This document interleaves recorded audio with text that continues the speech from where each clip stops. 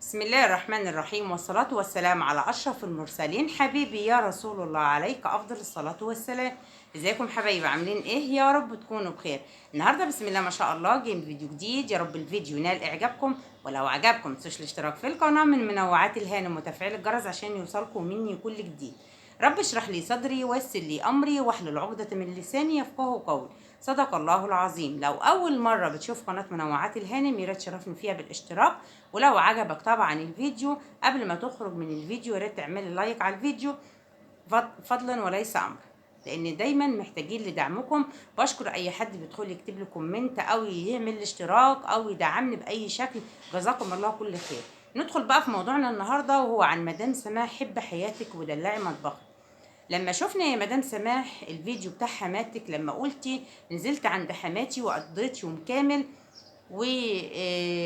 وخبزنا وشوينا في الفرن وشوينا فراخ، والناس فعلا دخلت ولقت حماتك واتبسطت منك جدا ان انت شافت حماتك. ولما ناس شافت الفيديو ناس كتير عقبت على الفيديو وقالت سماح بتلجأ للورقة الرابحة اللي هي حماتها، لما لقت ريتش المشاهدات واقع منها فبتروح فين وتيجي منين، ما بتلاقيش قدامها غير حماتها ان هي تستعين بها. لكن بعد ما كنت تذكريها في بعض الاوقات تذكري اسم حماتك فقط وندخل بالفعل ما نلاقيش حماتك في الفيديو، انتي كنت مضطريه تظهري حماتك وتديلها حيز كبير من الفيديو علشان ترفعي ريتش المشاهدات. وبالفعل الفيديو ده دونا عن الفيديوهات السابقه واللاحقه له عمل عدت 300 ألف مشاهدة، غير الفيديوهات التانية اللي كان يتراوح معدل مشاهداتها 200 ألف مشاهدة، طبعا باستثناء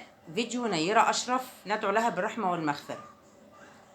جينا بعد كده حضرتك وكل الناس كانت بتنصحك لما نزلتي على قناتك وقلتي اول عزومه في مملكتي، الاول تقولي تجهيزات اول عزومه في مملكتي، وبعد كده اول عزومه في مملكتي.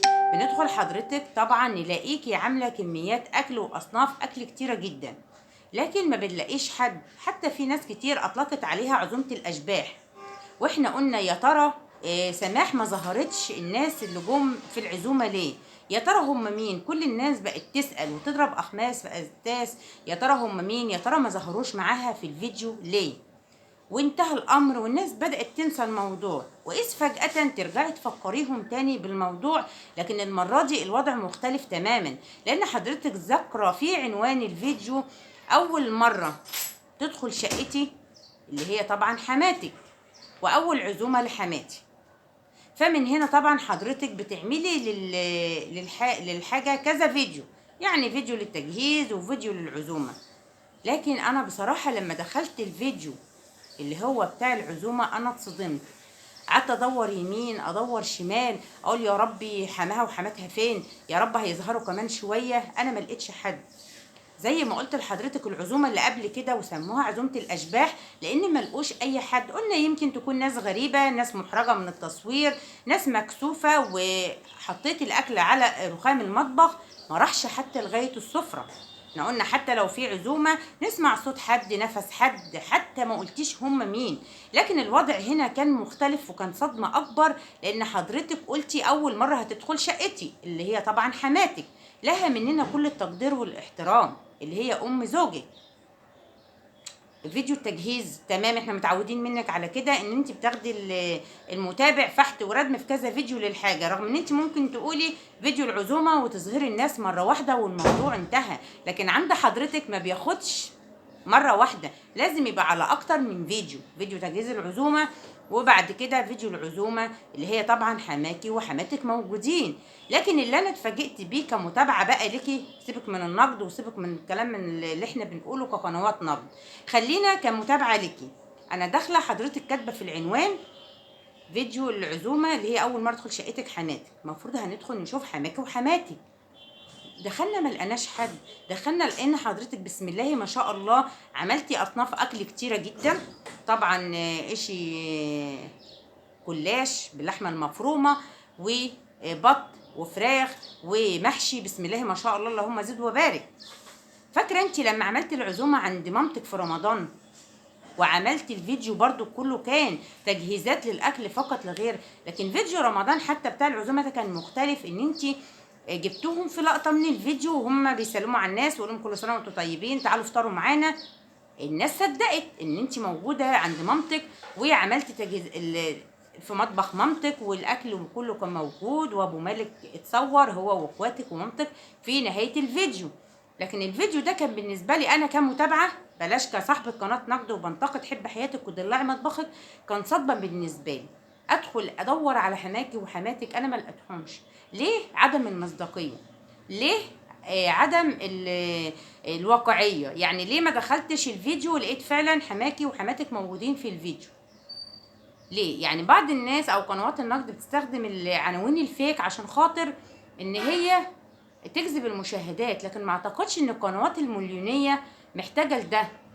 محتاجه تكون اكثر واقعيه، محتاجه لما اقول اول مره تدخل شقتي على حماتي ان انا فعلا الاقي الست، اشوف الست وفرحتها بشقه ابنها، اشوف زي ما انت كاتبه في الفيديو كده يشوفوا شطاره مرات ابنهم، بس مش بالاكل وكميات الاكل، لا بالحب. ان انا داخله اشوف فرحه الست دي بشقه ابنها، بمرات ابنها، بان هي قاعده في وسط الناس دي بحب، في تجمع، في واقعيه في الفيديو. صدقيني كان الفيديو ده هيطلع ترند، لكن الفيديو للاسف لغايه دلوقتي اللي انا بكلمكم فيه ده محققش المشاهدات اللي كانت متوقعه، مجرد انها تكتب بس عزومه حمايه وحماتي. عارفه ليه؟ لانه مش واقعي. الناس دخلت لقيتيكي برضو بتوضبي اكل. هل الناس محتاجه اصناف اكل يا مدام سماح، او عزومه بيسموها عزومه الاشباح اللي ما نلاقيش فيها بشر؟ خاصه انت كاتبه في العنوان حمايه وحماتي واول مره تدخل شقتي. الناس فعلا كانت محتاجه تشوفهم، الناس فعلا كانت محتاجه تحس بفرحه الست دي، ان انت بتستخدميها مش لمجرد جذب المشاهدات، لا انت مطلعيها شقتك فعلا عشان تفرحيها بشقه ابنها، عشان تشوفي فرحتها في عينيها بالشقه وبالاكل وبالاحساس ان هي فعلا موجوده في بيت ابنها مهما يكون الاكل اللي هتقدميه.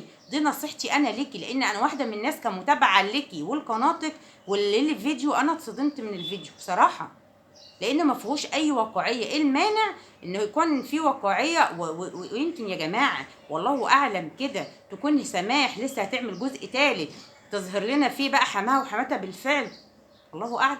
ياما في اليوتيوب ده هنعيش ونشوف. لكن انا لغايه ما انا سجلت لكم الفيديو انا بصراحه عملت رياكت عليه، لان زي ما قلت هو شدني انا كمتابعه، كان لازم أنا اتكلم فيه. العنوان شيء وفين هم في الفيديو شيء تاني.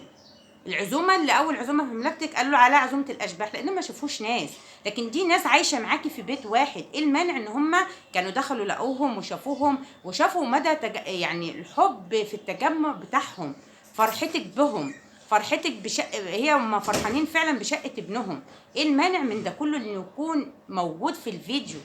الناس كانت هتحب الفيديو اكتر، هتشوفه اكتر، هتتابعه اكتر. انا بستغرب من الناس اللي دخلت تشكر في الاكل ونوعيات الاكل، وانت برافو عليكي وانت شاطره وانت مرات ابن شاطره، ولا في حد سأل وقال لها فين حماكي وحماتك. انا بستغرب على الناس دي بصراحه. يعني انا مش عارفه هما يعني مغيبين ولا واقعيين ولا ايه بالظبط.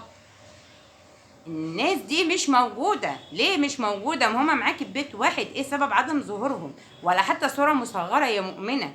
انا اللي صراحة لغاية دلوقتي انا في اندهاش، ويعني مستغربة جدا من الفيديو، مستغربة من الوضع اللي فيه، ولا حتى الصورة المصغرة ان هما موجودين.